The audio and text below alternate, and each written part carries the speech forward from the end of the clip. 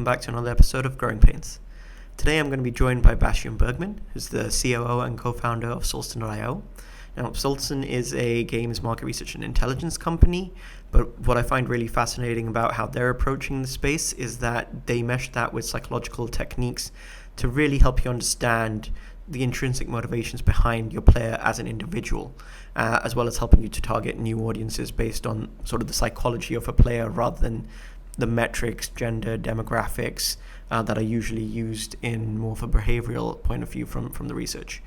I think what fascinated me a lot here is that being in the game analytics space myself, I know just how hard it can be to identify a player set or a group and find your right audience for your game.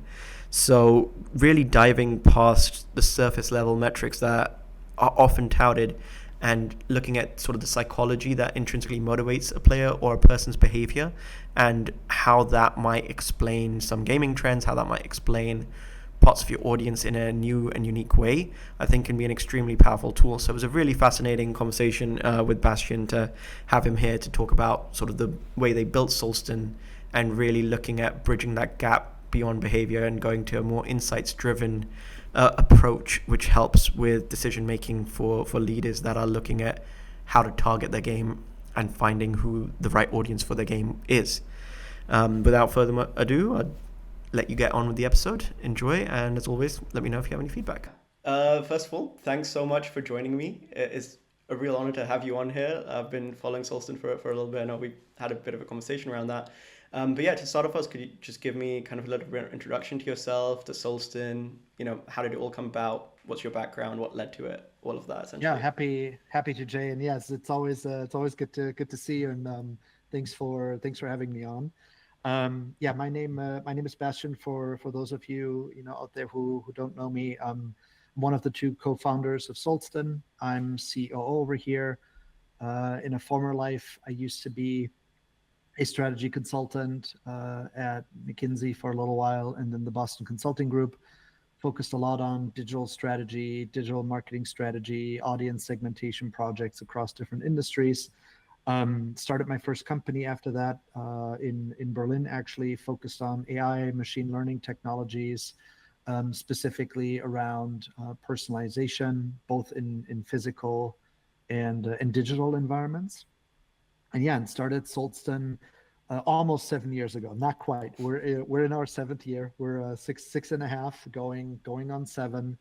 And I think what we really focus on and what we help companies achieve is helping them really understand any audience and what will resonate with that audience. So consumer insights, if I had to boil it down to the most simplest thing that you could boil it down to.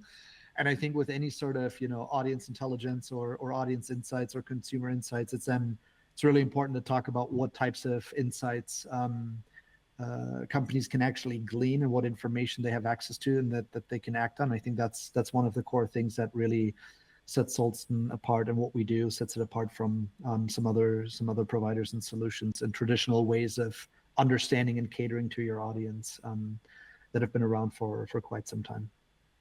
Yeah, no, that's awesome. So, I mean, you started off, you said consulting and then slowly transitioning more towards the startup side, CI. I guess what led to that change specifically, looking at, the user side, looking at building Solsten? I'm laughing because whenever I get asked that question, I get teleported back to the time at BCG. I was very fortunate to have an extremely good boss. He was a senior partner at the company. He was a mentor of mine. We still talk pretty frequently, but that guy is a complete no bullshit kind of guy. And he effectively told me to leave the company.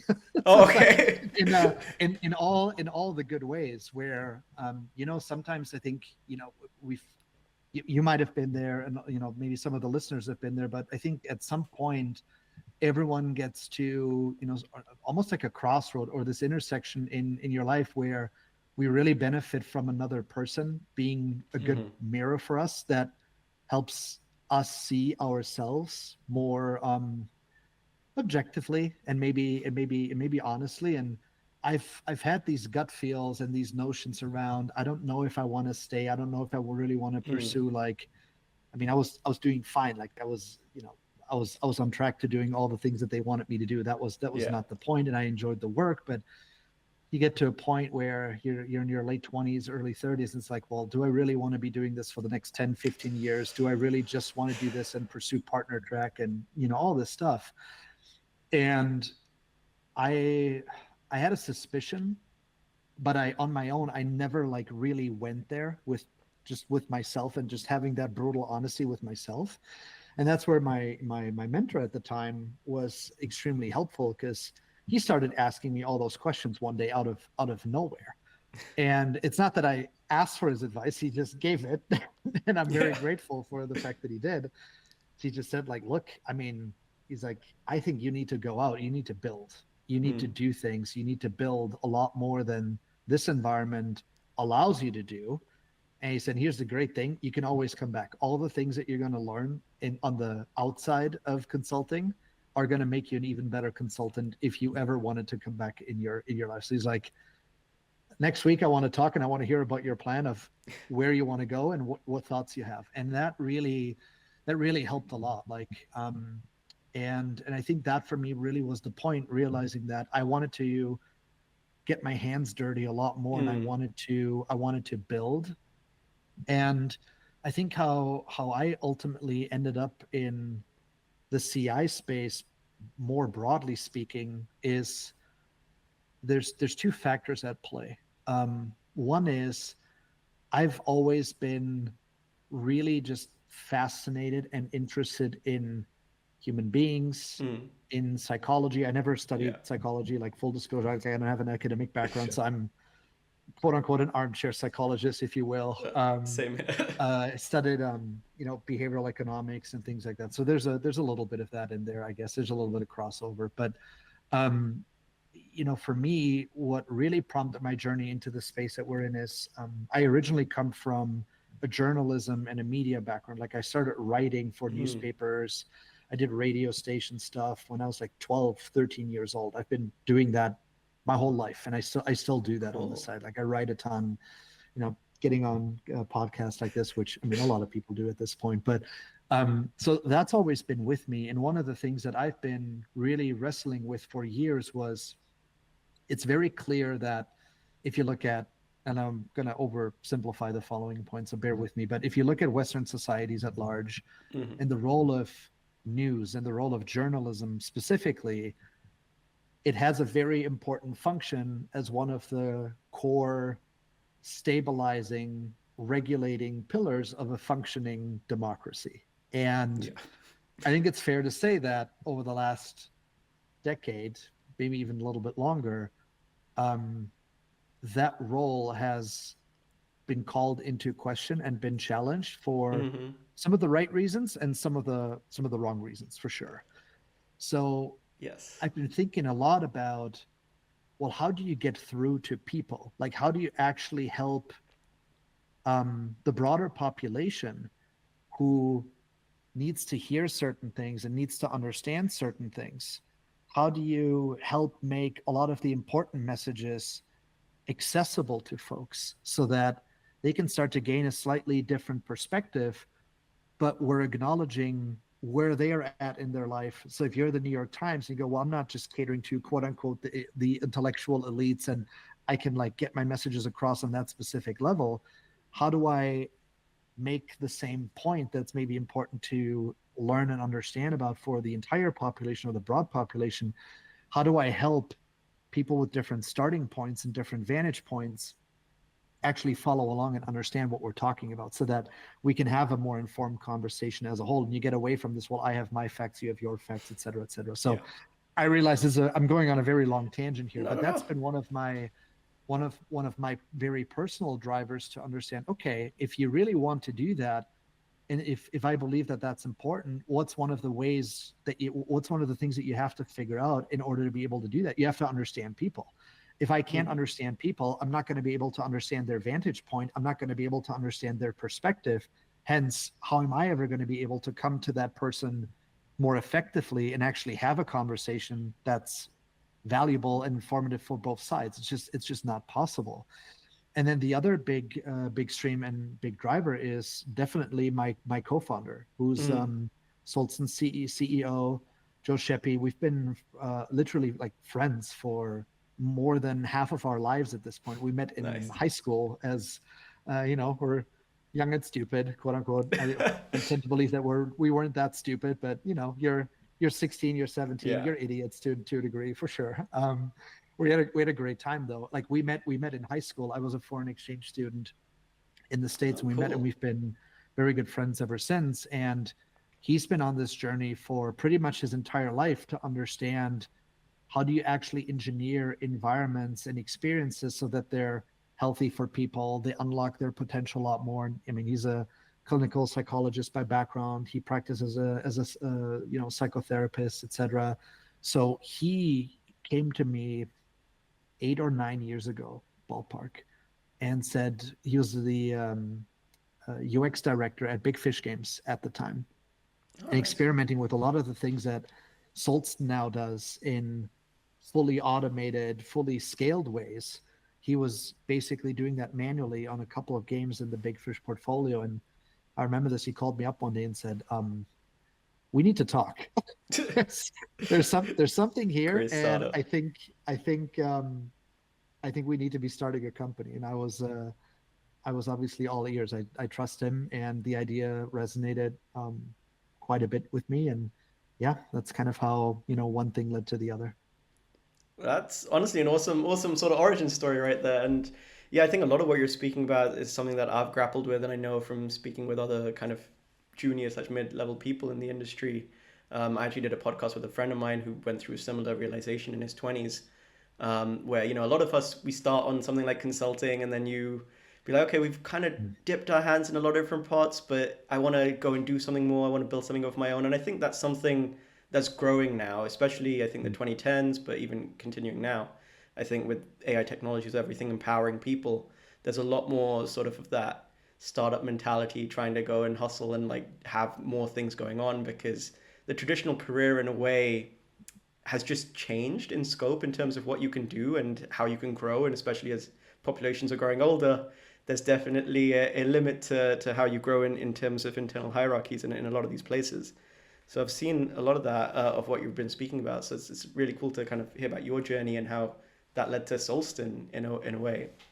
That kind of also covered my next question of like the origin story part. But yeah, thanks for sharing all that. I guess on more specifically the Solsten side, we've seen a lot of CI products out there.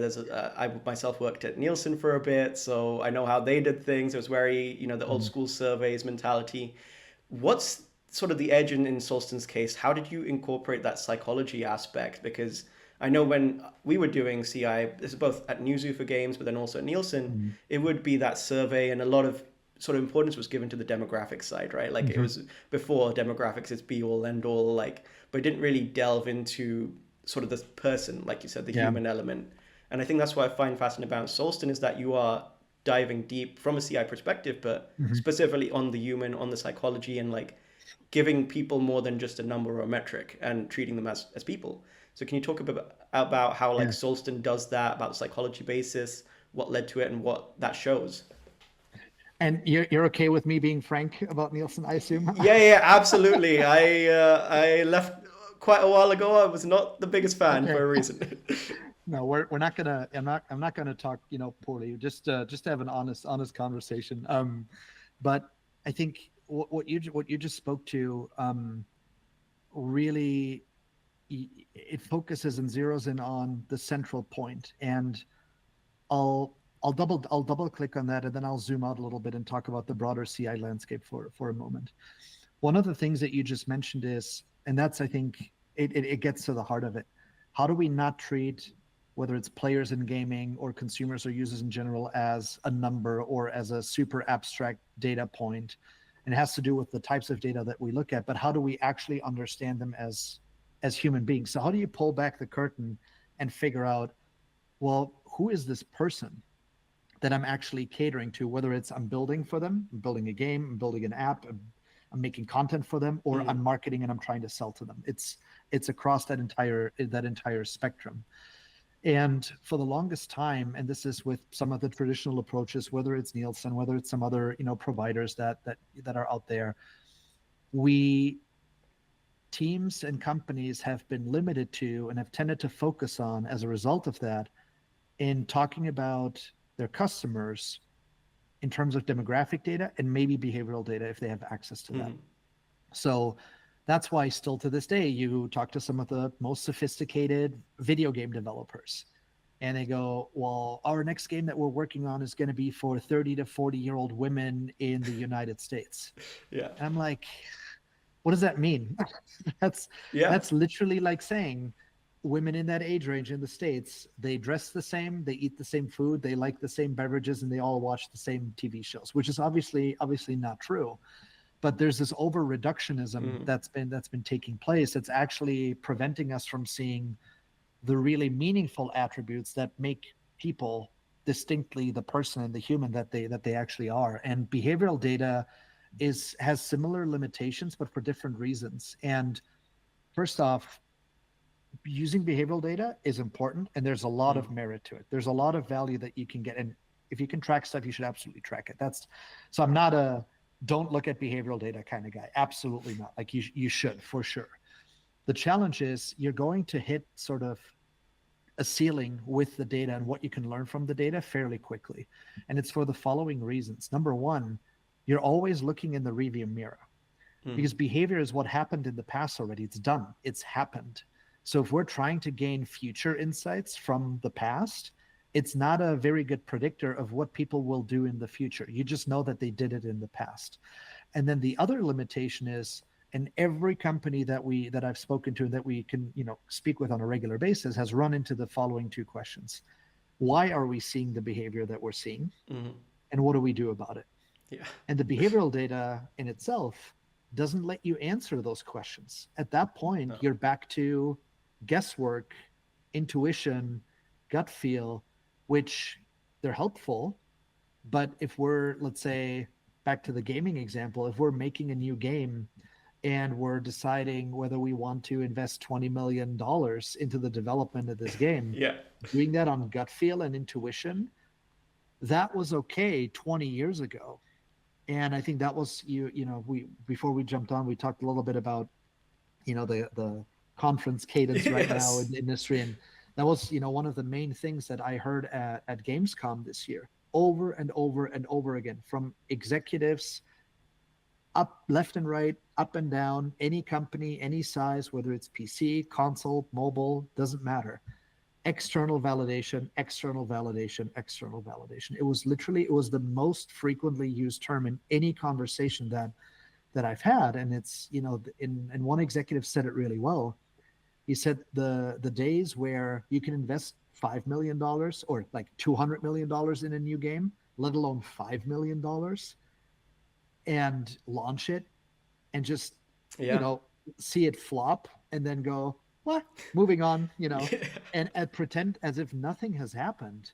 Those days are they're over. The industry is so competitive, the stakes are so high, and the experiential expectations that players have in how hard games have to work to actually not just attract, but then engage and actually retain a person. It's a completely different game compared to, 10, 15 years ago. So the rules have been fundamentally rewritten of what it takes to be successful in this space. And that's actually true not just for gaming, that's true for any sort of company in any industry where companies have a direct relationship with a consumer. Attention is the scarcest resource in today's economy. It's the consumer's attention. Everyone's battling for the same pie of attention. You only have a specific number of hours, and maybe, Gen AI will free up another hour here or there, but we're not going to go from I'm just making up numbers right now, 8 hours of a consumer per day to 24 hours. Like, there's not going to be a tectonic shift. It's going to be incremental. So the pie that everyone's going after is not really going to get bigger a whole lot.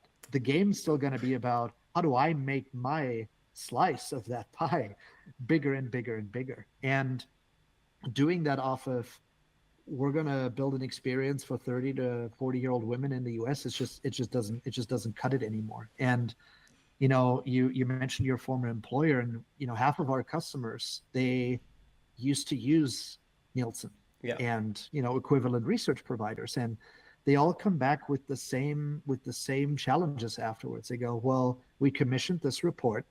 we spend at least 250,000, probably more like 500,000 to a little bit more. And they went out 6 to 12 months. By the time they came back, the game team has Yeah. already moved on. We needed the insights months ago. And then, we ask them and say, well, what did you learn? Well, our target audience is predominantly male. They're about 45 years old and they're competitive. And they're great. What do you do with that? And they said, yeah, we don't know.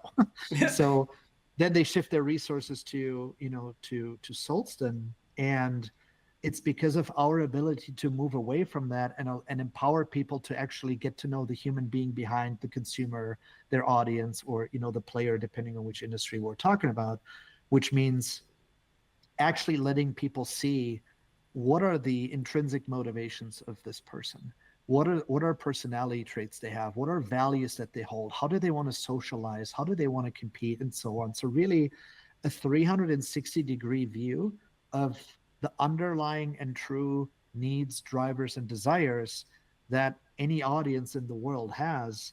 And I think that's back to everyone's just overwhelmed. And you made that point. Companies and teams are drowning in data. Yeah. And I was talking to, a person, he leads I can't say the name, but he leads a pretty big agency, and they're working on some pretty cool gaming projects at the moment, where he said the same thing. He said, the problem is everyone's drowning in data, and we don't necessarily need more data. What we need is insight. So, they say if we have solutions like Nielsen or, GWI is another one that comes up Yeah. as a consumer insights platform quite a bit. And they specifically were using GWI. He said the challenge is it's more data, and then we have to sit down and try and interpret it and make sense of it all. So he said the risk for us is still, what if we're interpreting whatever we're looking at, incorrectly? And he said what we really need is insight, and that's what had them gravitate towards Solsten, because you go from data to insight in the same platform, which is, well, how do you actually act on the information or the fact that I now understand this person as, or this user as the human being that they are, and not so much just around how old they are or which zip code they live in. Yeah, no, absolutely. I think there's a lot to unpack there for sure. I think you kind of hit the nail on the head. Like gaming is such a sort of parasocial environment in a way where the people have a direct link with the developers. Like there's a full engagement in this loop, and off the back of that, it's very hard. Even when I was working on the studio side, and then at Newzoo where I was consulting with a lot of people on this question, like you mentioned, everyone's like, okay, we have data on the back end. What does it mean? Like, how is that going to help us, produce the next game? How's that going to produce new content? Like, there's so many things, I think, and this is one of the limitations that both at Newzoo and Nielsen I saw was relying just on survey data. It's not always completely accurate. You can't always trust people to, because some people are just going to write different things at times, right? Like it's very hard to be like, okay, is this actually how the player is going to behave? Is this actually what they're saying, what they actually do, or are they fibbing a little bit or making things to look themselves better or whatever else? Because this, I mean, we're all human. We have points where we're embarrassed to admit things, even if it's on an anonymous questionnaire. Yep. And so yeah, a lot of the pushback that we got was like, okay, we're getting them some weird data on some of these cases, on some of these questions, where it's like, one is finding out how to ask the right question, but then two is also interpreting the answers to that question and how accurate can that be. So I think adding that psychology layer where it's not just based on what people are saying, but also kind of looking into deeper, adds a lot more contextual information and takes away some of that guesswork as well. So yeah, on that, could you talk a little bit about how Solsten actually does that, how they incorporate psychology, like the data sets, what you use, without obviously giving away too much of the secret sauce? Yeah, I'm happy to. And I just want to, just really quick double down on one point that you made around survey data, because you nailed it. And I think that distinction is so important to make, because sometimes things will look like a survey or a questionnaire, but they're actually not. So the difference there is really important. But whenever you're building, to your point, a regular survey, we're measuring sentiment, or we're doing things like asking a player, what did you think of our last update? Yes. The challenge is there's so much noise in that data, because you're absolutely right. Like, people want to give an impression, they might lie, they want to be sincere, or even if they want to be, something in their surroundings, in their environment, like they just got cut off in traffic, their anxiety's through the roof, their blood pressure is up, like they're pissed. and Yeah. then at that moment they get our survey, go, hey, by the way, our last update, what'd you think? And they go, screw you. Like, Yeah. it's, it sucked, which might not necessarily even be what they felt. So if we were to ask them 2 days later and they go, yeah, actually on second thought, like, yeah, it wasn't like the best update, but it was a pretty good update. Now we have same person, two contradicting data points, and we don't know that Yeah. they got cut off in traffic the other day. We just have two data points that are telling a completely different story. So what do we do with that? And that's really the challenging piece that you just spoke to there. And where psychology is really important in this, especially if it's validly measured, because it adds a baseline of validity and rigor and reliability, almost like, think of it as a ground truth. Because by the time we are 17, 18 years old, we kind of are who we are at that point. There's certain psychological traits that are a little more malleable over the course of a person's life, specifically around major life events, like you get married, birth of your first child, things like that. Mm. But if you take, I always give this example because it tends to resonate with people. Like, if you think of like your stereotypical, your average Finnish person, they're pretty introverted from a Yeah. cultural perspective. Like, they're pretty introverted. Like, if you send them to all the Tony Robbins self-help seminars and they start clapping with the sticks, and Yeah. Tony Robbins comes out, makes everyone jump up, and you give them all the Tony Robbins books, you're not going to turn them into an extroverted person. It's just they are going to remain introverted because that's how their brain has been wired. They are who they are.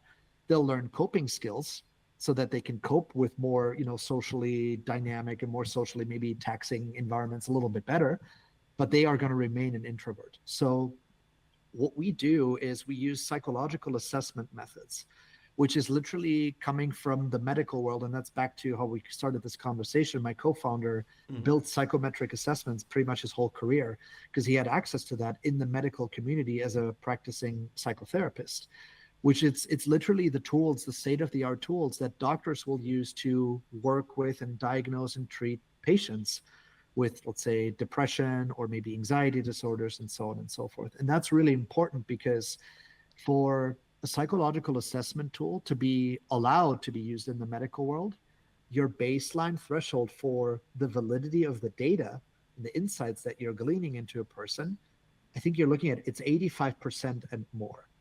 Wow. Which is really important because obviously that doctor is dealing with a person's life. Like, if you're Yeah. diagnosing someone with depression, you go, do I have to prescribe medication? If so, how much? What's the dosage? You're dealing with a person's life. To compare and contrast that, if you go to Google right now and you type in Myers-Briggs, which, online Yes. personality test, a lot of people are familiar with it, the whatever, ENFJ, Yeah. whatever. That assessment, quote unquote, is a really good, it's a helpful indicator for an individual. So it's an instrument that works for a single person. It doesn't work on populations. So you can't use it if you go, I want to understand the 500,000 people that play my game or that use my app. It doesn't work on population level. It only works on an individual level. The other thing is the validity, to compare that to the numbers that I just shared on a Myers-Briggs, is at about 55%, which is why half of your letters tend to change Yes. every time you take it. So you're barely better than a flip of a coin. So a doctor could never use that when you're trying to well, it's like, I guess you have depression, but maybe not. I'm 55% sure. That's you don't really want to gamble with that type of stuff, Yeah. So that's the important part. And what that leads to is the insights that we're putting in our customers' hands, whether it's on the product side and the teams are talking through, well, what are features and mechanics and how do we actually build games and how do we build experiences for this particular type of audience, or how do we market to these people? What's our visual style? What words do we use? Literally down to the copy level. What are the words that we use? What needs to be in this visual? It all comes back to this really valid baseline of understanding your audience psychologically, because what we've now seen over the last almost 7 years is that validity leads to actual real world outcomes. So the teams that work with this data, what they know is they're going to have efficacy, because if I know with confidence that we're looking at a shooter game and we want to acquire more of a particular type of player that plays shooter games. And their highest personality trait is altruism, which means they want to help other people. Yeah. They want to do good. Okay. If we show, for example, a gameplay ad where one player is about to die and another player comes in and rescues them with a medikit, and they go on and they shoot a monster and they succeed together, that ad will have very good conversion rates and better than what we've probably been using to this day. So Wow. that's the hard part. Is it's once you know that my audience is altruistic, or my audience has whatever, is motivated by learning, or they have a certain competition style, acting on that insight is not the hard part anymore. The hardest part is actually validly measuring that it is altruism versus the million other things that Yeah. it could be, and then and figuring out, okay, it's this over all these other options that we could look at too. Like, if we're talking about this person, here are the 5 things that really matter. There's all this other stuff we could do, but if we're thinking about this person, this is the starting point, because this is what really defines them as a human being, so to speak. Nice. Yeah, no, I mean, I think that's really fascinating that you've sort of gone down that route. And I do want to touch upon some of the marketing elements, but just before that, I was wondering if you could give like a few more examples in terms of how have you seen people use the Solsten data, and what have they said and how it's different in terms of giving them these insights compared to Yeah. sort of regular CI? Yeah, absolutely. So I think one of the big things that we hear is it's not just more data, it's actual insight. So it's actually, we actually know what to do with this. The second thing is it's insights and data that a lot of teams and studios, they you can't do this stuff yourself.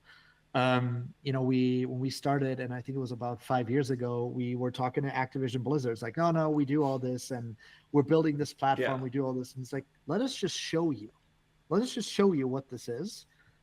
And we showed them, and then the conversation turned to, yeah, we're not building that ourselves. Like, we're absolutely not doing that. And I think Matt Penfield over at Zynga, he's the VP of Consumer Insights for Zynga.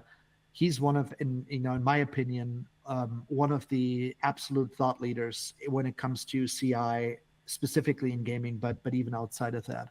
And he has a really good way of putting it, where he says, like, there's certain types of insights that I need if I look at a CI portfolio very broadly, and Solsten is the one solution that actually gives me a fundamental piece, a fundamental baseline of intelligence about my audience that I have to have. It's a lens that I need to take to look at my existing audiences or other audiences in the market that I can't get from anywhere else. So he's basically saying, like, okay, there's maybe media consumption data, there's your sensor towers and data AIs, there's revenue data, there's competitiveness data, there's other trend data, there's all these different lenses that, if you're thinking about CI holistically, that you wanna look at and that you want to take.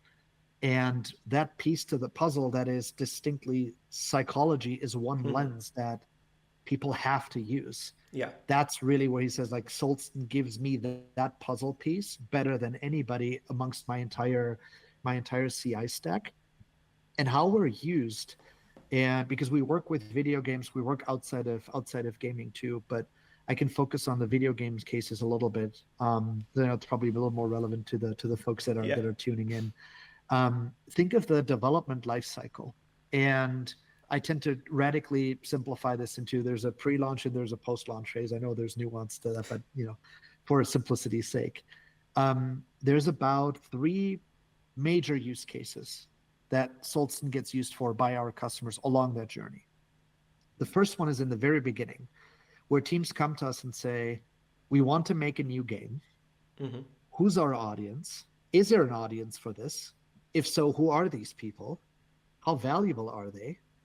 What are their needs, drivers, and desires? And how would we design to that so that we know when we embark on this journey that, 1, we've been able to validate the market potential of this, and 2, we know exactly how to go after this opportunity so that we're anchored in our most ideal audience from day one in development, and we're giving ourselves the best chance at actually achieving product market fit. At the other end of the spectrum, you have a live game, and teams are coming to us and saying, okay, we want to optimize the existing game that we have. want to improve retention, we want to keep it alive, engagement, we want to drive monetization. Maybe we're even thinking about what's a sequel to this game that we've been able to build. It's a new experience, but you want to get to know the existing audience that you already have access to and use that information to improve the live experience or build on it. That's the second big use case. And then the third one kind of sits in the middle, which is anything related to marketing. Branding, brand strategies or brand value propositions, and then creative optimization. Literally, what is the actual ad, the actual asset that we're putting in campaigns to make sure that we're actually attracting and resonating with the specific type of player and the type of audience that we know is going to be a very good fit for either our live game or the new game that we're building. So those tend to be the three big use cases. Cool. Yeah, I do want to dive quickly into the marketing thing because that was my bread and butter for a while. I did UA for several mobile apps. And honestly, that was one of the hardest jobs I've ever done. Like, you have to do so many creatives. The mobile space especially, is rife with things like fake ads. There's so much just mismessaging, and especially with a lot of the privacy changes that happened. There was the whole last few years of doomsday ads apocalypse and all that, which never quite came about. And then like changing regulation, where now in EU and UK you have the DMA and everything, which is again changing things. And a lot of the messaging from these platforms like Google and Apple isn't always clear. And I know even internally within their teams, it's a little bit of a mess in terms of how some of these things are handled. So how has Solsten like helped people in terms of specifically refining these ads, doing that creative optimization? Because I know when I was doing it, it was more just, we're just throwing everything at the wall and hoping something sticks. Because like you said, it's hard to get people's attention, and often it's just what's the most attention grabby thing that we can think of, even if it's not even related to the game, because we just need people to click in. Yeah, absolutely. And I think the big risk with that approach when studios are taking it, just because players are clicking on an ad doesn't mean that they're actually going to end up playing your game and that they're going to be good users for your game. And that strategy that's why it's so risky, because in a market where cost per installs have just exploded and acquiring players is expensive, it's like not only are you playing poker, now you're playing high stakes poker, because it's a very expensive game to play. Because now you're acquiring all these people, they're clicking through, you might get the volume, but then if you're not able, if you quote unquote betrayed people, or it's misleading, or they're just not the right players for your game, then all of a sudden the game's going to see really poor early retention metrics and all these folks are leaving. So your return on ad spend is never going to work out. You're never going to be able to recover what you're spending on the front end. So you're going to have to play to the entire equation from the get-go. And that's one of the big shifts that we've seen. More so than ever, marketing teams and product teams have to come together and actually realize that they are on the same team. Because if marketing does its thing and they're optimizing away and they see like, we're seeing great metrics, and then the product team goes, well, we have really poor early retention metrics, all these people are leaving, can you please get better players? And then marketing says, it's not going to get any better than this. Can you please fix the game? And then they're looking at each other and you go, he said, she said, and both are right and both are wrong at the same time. And then at the end of the day, the game's not going to make it. So that shared understanding of being anchored in, this is the type of player who this is for, and here's how we're going to message to them, and this is what the experience has to do. What it does is it ensures that you're taking a player, when they click on an ad, on a very seamless journey from, this creative resonates with me, I'm being shown something that's actually in tune with who I am, I'm intrigued, and I click on it and I get into the game, and ideally this is even slightly better than what I thought I was going to get from that ad. Like you're not just living up to the promise, you're maybe even slightly over delivering, so you're delighting people. That's the cadence that you want. You can't do that when product and marketing aren't on the same page and they're not talking to each other about, this is who we're making this for. So that's a big learning there. And then how we specifically help our teams, there's a few different ways, but as a part of our general onboarding, when customers start working with us, that's typically one of the streams already where we pinpoint specific data points to then say, this would lend itself really good for, if we want to make creative to this, here's the hypotheses of, back to my altruism example, that's an avenue that we should lean in on because it's one of the most dominant traits that we're seeing about this audience. And how that manifests itself in the working relationship. On our end, we have a team called specialists, which it's UX designers, game designers, as well as marketing experts who've all been in the industry pretty much their whole career on, the side that you were on the marketing team, on the creative team, on the UA team.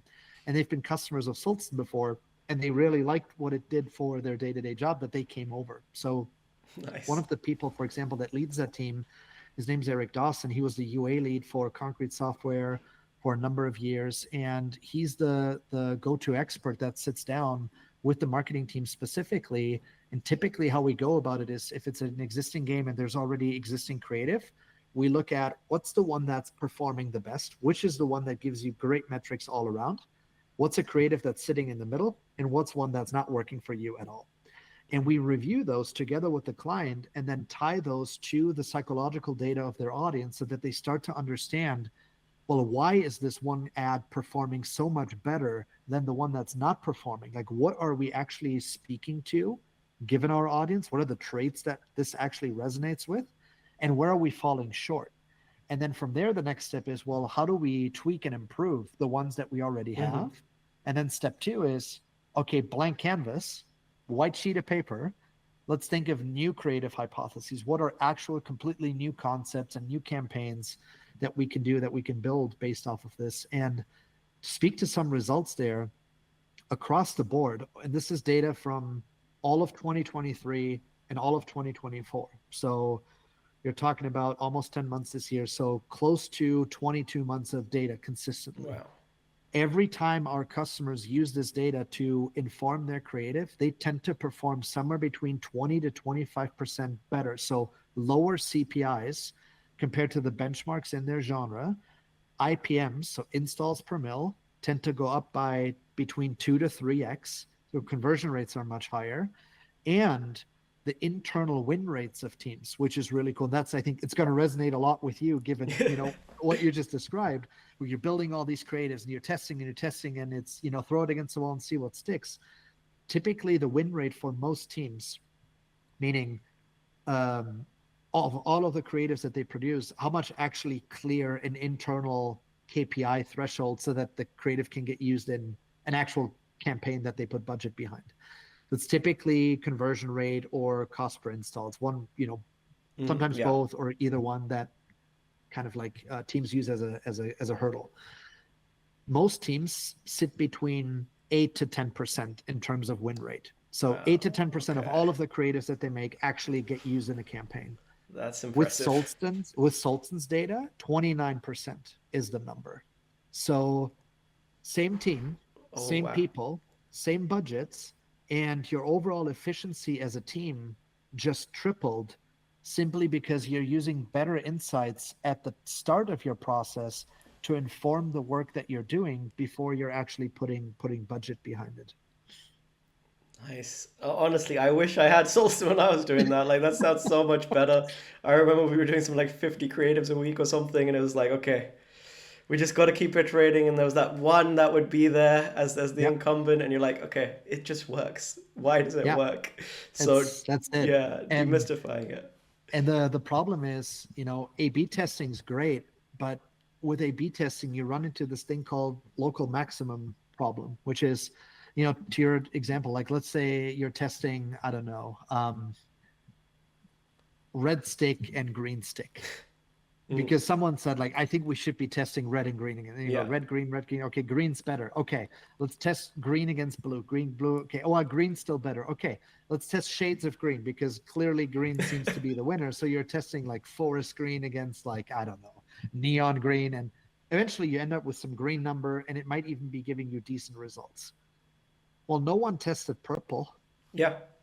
No one thought of testing purple. And that's all people wanted, was like, I need a purple stick. Like, you gave me green, fine. Purple would have been amazing. And, I think it's one of our very first customer ever was Backflip Studios. They were owned by Hasbro at the time, with a game called Dragon Veil. And they had this little red baby dragon as the icon on the App Store. And 7 years of A/B testing, and they couldn't beat the conversion rates from that red baby dragon. And then they got Solsten data, and a few things that they learned was their player base valued family as the highest value, relationships, and togetherness. And their VP of marketing looks at us in the meeting and goes, why don't we show a dragon family? Mommy dragon, daddy dragon, holding a baby dragon. They made that key art, launched it, 34% conversion increase immediately. So they went from 7 years of A/B testing, not being able to beat a red baby dragon, to we just made one creative and more than 30% of new installs are coming through. So it's back to what I said before, like once you know that it's family, or once you know that it's relationships, going from that insight to let's make a creative that hammers home on or zeroes in on that specific point, that maybe if you're new to using this type of data, you're going to need a couple of iterations. You're getting the hang of it so quickly. So acting on that insight is then not the hard part anymore.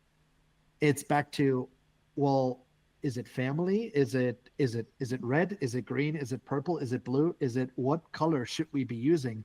What thing is it that we should be designing to in our creative? And I think that's where, Solsten really excels, is pulling back the curtain and shining a light on, this is the thing, or these are the things for your audience specifically that are going to move the needle if you want to build for them and acquire them. Yeah, no, honestly, that's awesome. I love it. On that, I guess when thinking about all these things, obviously Solsten's helped, and you mentioned with the conversion rates and things, like incredible numbers there. Is there anything that you or your customers said is just really surprising finding out from the psychology side? Like something that you're like, we totally just didn't expect this, that the data is showing right now? Yeah, it's really interesting that you ask it. We just came out with our latest newsletter, which that was completely new to me, and I think everyone on the team was like, "Oh, that's interesting." I can send it to you after after the recording too, for people that are interested. But it's around Gen Z, and it's called the gender gap in Gen Z. Which, what that means is, and I'll try to explain this really simply. But when you look at men and women within Gen Z, they are actually very different. So there's about 10 psychological traits and dimensions where the females and the males within Gen Z, they're fundamentally different human beings, which is really interesting because when you look at all other generations, literally all of them, millennials like you and I, boomers, Gen Xers, doesn't matter. Gender is actually not a defining criteria, meaning if you separate men and women, they have a lot more overlap.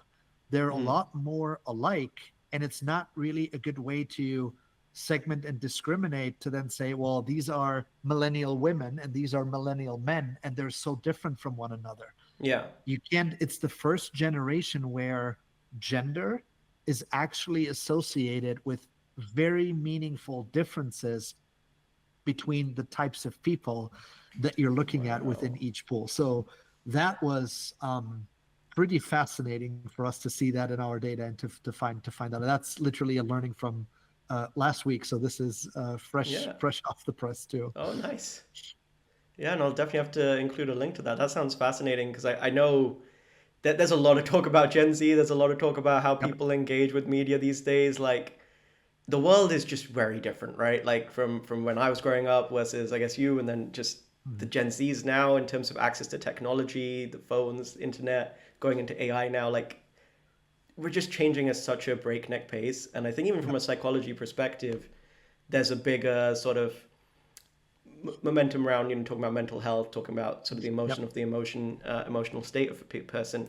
And even within games, I think we've seen the rise of new genres like the cozy genre, which has become one of the biggest things right now. And these are things like, before, games was like games for boys. It's all about shooters and this and that. So you're talking about just the different split in terms of genders. I'd be very interested to know, is there anything there in terms of what you're seeing in how people are engaging with games between genders? Yeah, there's actually we can share a link to this too. We came out with a state of the player report for GDC earlier this year, where we looked at data from 2022 to 2023 and basically how gaming populations change and defining traits of different, both demographic groups, but also people that gravitate towards different types of games. One of the things that you just spoke to around the rise of cozy games, what's actually pretty interesting is a lot of people, specifically female Gen Zers, back to that example, one of their most defining traits is actually they're pretty anxious from a psychological perspective, pretty restless, pretty anxious people. So the rise of cozy games is not really all that surprising if you know that data, because it's soothing. If you're really struggling with high levels of anxiety, those types of experiences, it's not necessarily that you're fleeting, it's you're using that to regulate your anxiety, and it actually helps people calm down. There's a reason why if you have high levels of anxiety, you're not going to gravitate towards something like really fast paced, or you're not going to engage with I don't know, Fortnite, or like a massive battle royale. Like that stuff's stressful, it's fast, it's hectic. You know, you're like in battle with 100 people. Like that's the polar opposite of what, you know, is going to help with high levels of anxiety. So there's those types of things that I think are pretty interesting. One other thing that we tend to see too, just to give another example, players that tend to gravitate towards merge as a category tend to be pretty orderly people. I can see that. Which makes sense, right? If you have a big, and I know I'm radically oversimplifying, but if a big point of the game is to kind of clean the board and match items that belong together, people that have high levels of orderliness, that, you know, are wired that way, that's going to resonate with them quite a bit more. So again, like, I'm not saying that people with high levels of orderliness don't play other games, because they absolutely do, but in terms of like just things that stick out, those are two examples that definitely come to mind. Nice. No, that's really fascinating. I didn't know that data. So that's definitely adds a new layer that even, you know, just for me, it's just contextually very cool. So I definitely need to go read that report for sure. I want to flip gears a little bit and just talk more about, I guess, your founder journey, going, you know, from startup to scale up. I think we briefly mentioned some of this, but a lot of the people that are going to be listening to this are pretty junior and like looking at setting up their own companies, both in games, game tech, etc. So on that, how did you sort of go about it? Because one of the things that I found really fascinating, speaking to you before this, was that you mentioned that Solsten never really had sort of a product pivot. You had a very clear sort of vision from the start and have essentially been growing on that. So how did you, from day one, sort of incorporate that strategy into this is what the product is, this is where we want? How did you develop that from the beginning to keep it in this frame? Because at least from the last decade of startups that I've worked with or seen, there's this, you know, lean startup methodology where it's build fast, break things, keep pivoting until you kind of make things click. But from our discussion, it was something that you said Solsten never really quite experienced in that form. So I just want to know, what was the initial strategy that you used to build it, and how did you sort of keep that informed going? Yeah. So I think, you know, just to be clear, like we do move pretty quickly, and we do break things too. So that definitely happens. I think that's with any startup, you have to move quickly and you have to experiment, because the sooner you can go out with whatever you have, the important benefit of that is collecting data.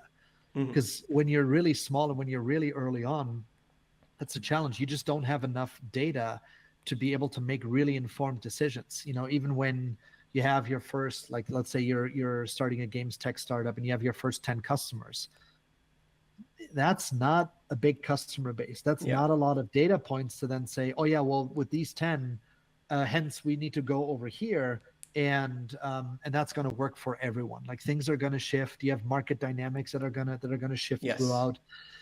So I think for us, in terms of like how I would define a pivot, it's actually, okay, you're going away from your fundamental thing. It's like Slack was building a video game. That video game failed.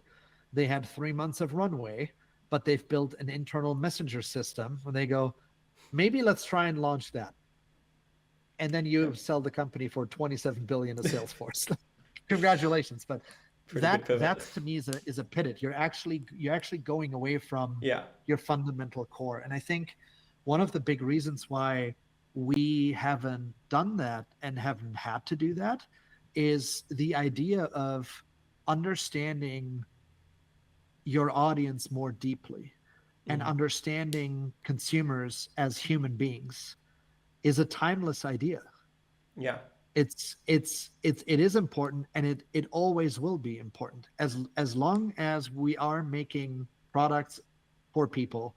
And as long as we're marketing to people, there will be solutions and there will be a need for even more and more deeply understanding who we're making something for and who we're marketing to. So I think in a way, it's a timeless idea rather than, oh, we're making the next vacuum and our vacuum is going to be 10% better than the state of the vacuum right now. And then all of a sudden, some technological shift comes around and vacuums aren't, you don't even need a vacuum anymore because, I don't know, dust just evaporates and trash just evaporates. And you're like, oh, what do we do now? So I think it's a timeless problem. It's a timeless challenge that will need to be solved continuously. And the other component there is, I think, there's where huge credit goes to my co-founder, is just being really grounded and rooted in such a strong vision of where we want to go, like the ultimate end goal. Yeah. And that doesn't mean that you're inflexible to what's going on in the data that you're collecting, but it's you have that North Star. And I think the pathway there, it's never going to be a straight line. Like all the stories that get portrayed as such, and the Airbnb founder said it really well. Like, yeah, by the time we were successful and everyone was like, oh my God, Airbnb. Yes. We were around for 12 years or something like that. We were everyone's overnight success that was already doing this for 12 years. So it's going to be a squiggly line, absolutely. But being really grounded in that vision, coupled with a timeless challenge and a timeless problem, like an evergreen problem that you're after, I think gives you more of a stable frame, for the lack of a better term. And I mean, to be clear, like we've built products and we've built parts of our platform where we weren't wrong to build them, and it wasn't the wrong product. I think there's a couple of instances where we didn't get timing right. We were too soon in the market. You spoke about IDFA deprecation, the privacy regulation before, where when Apple went through with IDFA deprecation, we had actually built a part of our platform called Frequency, which is really cool, which allows marketing teams to upload, let's say, back to the 50 creatives that you guys built. You can upload the creative, so you can use it as a storage. And the system, the AI, tells you how much a creative actually resonates on a scale of 0 to 100 with any given persona. And it's a great idea, a huge potential. We were 2 years too early with it, even when Apple deprecated privacy, because the pain that marketing teams felt from that, it took another year and a half to really manifest itself. So there's a grace period where they could operate off of existing data that they have. They were using Android as a proxy.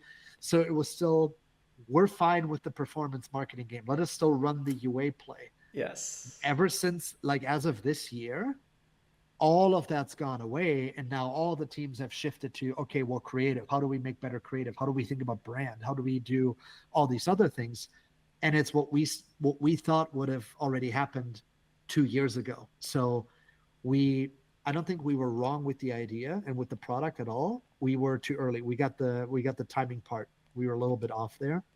So, and then it's about, how do you take those things in stride? But, I think for anyone starting out with something new, having a really strong vision that is rooted in a fundamental need that you're solving, and building something that is new, like actually novel, that maybe is even a paradigm shift versus, well, we're making Fortnite 10% better, or we're making game analytics 10% better, or it's the next backend and we're 10% better than, I don't know, Pragma, for example. All those things, like, you have to be very quick, because those ideas, someone's going to catch up with you more quickly, because you're not really creating a massive moat and a sustainable advantage, because you're incrementally innovating rather than placing a fork in the ground and saying, here's something completely new, and you're kind of like creating a space and a market for that solution, so to speak. Yeah, no, absolutely. I think that's one of the things that I've noticed a lot, specifically in the games industry, is a lot of times people sort of wing it, and then they don't have that North Star. A lot of the talk about the vision value system, people are like, oh, that's too corporate, that's too businessy. But it is, I think, really crucial to have that defined from early stage and then iterate on that as well as you develop, because you obviously change, your teams change as you grow Yeah, anyways. absolutely. So it's a crucial thing in my mind. So it's really cool to see that you guys had that from the beginning and have sort of really kept towards that initial vision and kept redefining it and growing it. No, it's definitely fascinating. And even on the marketing part a bit, I guess I'll just quickly wrap on that. Was, I think, yeah, because when I was there was definitely a lot of talk about the doomsday. Didn't quite happen, Mm. and part of that was, I think, they didn't go as hard, right? Like Apple didn't remove fingerprinting, which was the initial sort of idea behind that. And there is definitely this thing of right time, right place for technology. And I think we're in that sort of paradigm shift right now with AI coming in.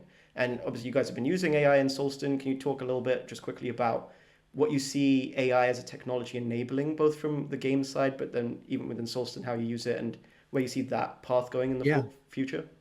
yeah, absolutely. It's interesting when we started building the company, when we started raising capital in 2018, we were already talking about AI and no one wanted to hear about it.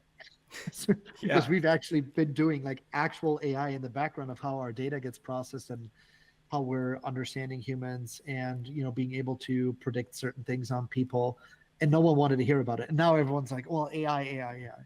It's just funny how markets kind of Yeah. shift. But um, there's different means. I think, well, first off, for how we're using AI has a lot to do with how we're processing our data, how we're understanding different types of segments within a broad audience. So what are the personas within a given space? We're using a lot of AI to predict affinities and preferences off of psychological data. We're using AI to predict psychological traits from gameplay behavior. So there's a lot of complex stuff that's working in the background. One other thing that we're actually going live with, I can't commit to a timeline because the Yeah. product team's going to come after me. End of year, early next year, ballpark, is our own Solsten chat. So there'll be Oh. basically an interface on a GPT that lets you talk to your audience. So our system's going to be the first AI that actually lets you converse and understand any audience that you want to engage with and talk to. So rather than having to sift through data, look at charts, sift through insights, you can go, hey, I want to build for this type of group. What are the top 3 features that I should be thinking about and why? And that's the system that we've already built. It's being tested in the background. It's being refined, but the system is there, and it's gonna come to life very very soon here. And I think overall in the gaming industry, there's some really cool examples for how AI gets used in the broader context and what it's going to do. I think there's things around player matching, bringing the right people together. There's a lot of stuff around toxicity and in Mm-hmm, communities and mm-hmm. how we're managing that I think is a huge area. Fraud is always a huge area, things like that. But then when you look at games like Retail Mage from Jam and T is a Mm-hmm. really interesting studio. I think they just got accepted into the AWS Gen AI accelerators, like as the only gaming studio Oh, actually. wow. They're using Gen AI to generate content for different types of people Yeah. along the journey within that game and actually have a truly evolving game experience that is powered by AI. And I think you're going to see a lot more of that. And what's cool about that is it puts more power in the hands of smaller teams Mm-hmm. and smaller studios to be able to create something that is really novel with a fraction of the budget and actually be able to compete against some of the larger teams because you can do it with less resources using AI for content and the actual design of the experience itself. And it's not going to take the thinking of a game designer away, not at all. Like you need the creative genius, you need the framework and the reference to effectively guide the AI tool of what is the frame that I need you to operate within versus blank canvas, just do something, because the system still is to an extent going to be all over the place. But I think those are some of the areas where I could see a lot of opportunity. Nice. No, thanks for the tips there. I'm wary of time, so I just had a couple of more quick, hopefully closing questions before we end this. But one of the things that on what you mentioned on data protection specifically, I mean, that's a huge topic in the games industry and both with AI as well, with it evolving. How do you sort of stay on top of that when you're looking at it? Obviously, this is, you're looking at global player performance across regions, across nations, and there's different regulations like EU, Yeah. UK versus US and Asia, very different. So how do you sort of keep that in mind when you're looking at people's data, when you're looking at how people are performing and all of that? Yeah, I think there's two big streams. One, our system from the ground up was built on the principle that is privacy by design, which is a core pillar for GDPR, for example. Mm, So Solsten's has been from day one 100% GDPR compliant, and that is in our system. Every player or consumer is actually fully anonymous, which means we don't collect any personally identifiable information on any person. No name, no email, no IP, no geolocation, none of that stuff. The reason is you actually don't have to, because it's not, back to how we started this conversation, that's not the yeah. meaningful data that's actually going to let you build and market better to specific people. So we're intentionally separating online from real life identity because it's the right thing to do, um, and it's what the business needs. You don't need the other stuff. So that's one big part of it. The other part is we work with a dedicated privacy council who they screen all the different legislation that gets passed, anything that's being discussed, and they flag these things proactively to us to then say, hey, based on your guys' terms, here's what we're seeing. We need to increase the age limit, for example, from 16 to 18. Like I think Mm, India just passed a law where yeah. you can't collect data on people that are younger than 18. It used to be 16 and under.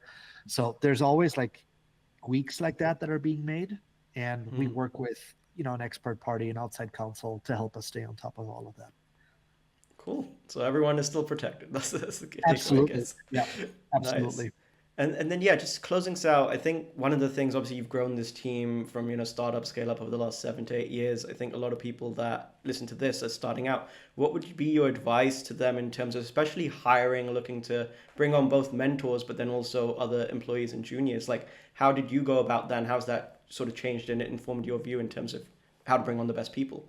I would say when you start out, one of the things that you want to do if you're a founder, that's one of my big learnings from this journey too, is don't go at it alone. I think at the very least you want one co-founder. You need a person that is with you where you guys have complementary skill sets, and you can be there to support each other through that journey, because there's going to be a lot of highs, there's going to be lows, and different phases of that journey are going to impact different people differently. So there's always, you're grounding yourself when it's a duo or a trio, and you're not in it all by yourself. I think that would be my first piece. My second piece would be, we started and actually wrote down our values of what we wanted this company to be and what kind of environment we wanted. And those should evolve over time, because as you go from 10 to 25 people to 40 to 50, Hmm. your company is going to change. The needs of the company and the business are going to change, and the needs of the people that you're bringing in are different. So there's certain values that have been very stable over time, and others should evolve as the company evolves. But having that as an initial anchor, and then in interviews, making sure that you're hiring against those values, asking questions that let you glean an insight into, are these people going to live up to that value? How are they going to, how are they going to be in a work environment? Is this actually going to be a fit? And I think that's one of the big ones. And early on, especially when you're starting out, like, you need all hands on deck. Yes. So I would just be wary of, you want to hire people with experience. You have to. You want to hire people who know how to do the job, especially if you can hire only like a few people in the beginning. But everyone has to roll up their sleeves and get in. Do the So if dirty you're work. hiring people that are too senior, who come in and like, yeah, I've done this job for 20 years and I'm really good at managing a team of designers, that's, just know and understand when the right time in your journey as a company is to hire that type of person. So I think that's an element that is hard to get right, but really good to be mindful of, and you can avoid a lot of pain if you get that one right and avoid hiring too senior people too soon. Yeah, I think those would be Yeah. my initial thoughts there. No, thanks for sharing that. I absolutely agree with that. I think in a lot of the scale ups that I've seen, we've had that issue of, especially that transition period going from startup where everyone's like, okay, everyone's got to do the dirty work to scale up, where you Yeah. have a bit more organization and hierarchy. You definitely see this silo of teams, and when you have, I guess, the Mhm. middle managers that you don't really need, even in that kind of scale. Yep. So it is, I think, a crucial point, and having that vision, like you said, to direct that, I think that's a really useful sort of tidbit for people to listening on. But yeah, listen, thank you so much for being here and being so generous with your time. It's been absolutely Absolutely. amazing. This conversation has been a lot of fun, and I've definitely learned a lot. So thanks for that. And yeah, just closing out, is there anything that you wanted to shout out about, and what's, I guess, the future looking like for Solsten? What's, if you want to share, what's the North Star that you're aiming for? Yeah, I think, for us, what we're really after is empowering as many creators, whether it's on the game side or on the marketing side, to build more human-centered experiences. So whatever, you guys that are listening to this are working on, our smallest customers are 5-person teams. So please just don't make the assumption that this is a tool that's only for Activision just because I mentioned Activision. This is a tool that can help anybody. So if you guys are starting out, if you're on your way already, and I think that's one, when you look at the gaming industry specifically, there's incredible indie games and smaller games, or from games from smaller teams that are out there, who are actually a lot better than the content everyone else consumes. They just don't get the same recognition and attention. So if you want to have that conversation, we're here to have that. And I think the um, helping teams unlock and channel their creativity into the areas that are going to actually allow them to be really successful, that's what we're here for. And the big beneficiaries of all of that are going to be the players, Mm. because we're going to see better experiences, more human-centered experiences that are going to be more engaging. They're going to be healthier. People are going to be exposed to games that we can't even dream up yet. So we're here for that whole journey, and we're excited to see where it goes. And yeah, anyone that's interested, please feel free to reach out. LinkedIn's a great way. I'm happy to share my email too. And yeah, please get in touch, and happy to learn more about what you guys are all working on. Awesome. Thank you again, Bastian.